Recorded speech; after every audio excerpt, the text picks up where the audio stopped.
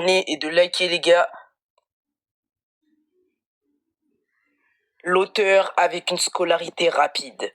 Le 2 septembre 2000 à Osaka au Japon, un enfant né du nom de Takeru Okazono. Quand il était petit, dès le début, il savait qu'il allait finir mangaka. Il a été inspiré par des grands shonen comme Naruto. Surtout Naruto, c'était son manga qu'il aimait plus que tout.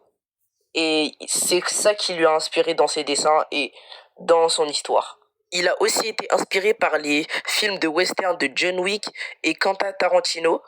On fait un bond dans le temps, on est en 2019 et Takeru est à l'université. Mais le problème c'est que le Covid faisait ravage à ce moment-là.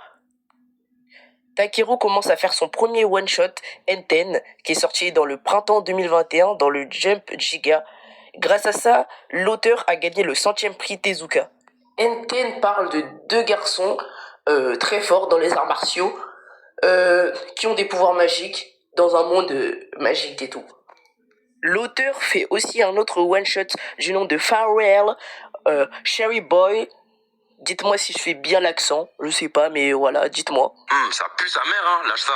Cherry Boy a aussi été publié dans le Jump Giga comme Enten. Nous sommes en septembre 2023 et l'auteur sait déjà que c'est le moment de créer Kagurabashi. Il voulait une histoire de vengeance car il avait déjà exploré ça dans ses one-shots. Ça y est, Kagurabashi a été créé. Mais pour être plus simple, je vais vous expliquer le synopsis de Kagurabashi. Le personnage principal s'appelle Chihiro et il a un père qui est le meilleur forgeron de l'histoire du pays au Japon. Mais malheureusement, il se fait tuer. Ses épées sont tellement connues que tous les mafias ont volé ses épées. Mais son fils Chihiro est déterminé à retrouver les épées. Il est accompagné de l'ami de son père et avec des scènes mythiques comme le jour où des gens se sont fait pendre.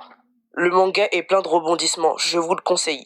Cette vidéo, je vais peut-être pas la mettre dans ma chaîne principale, je vais la mettre sur cette chaîne-là, peut-être que vous allez la voir, voilà. Et du coup, ça va être ma première vidéo de cette chaîne-là, ou alors si je décide autrement, je vais le mettre sur ma chaîne principale.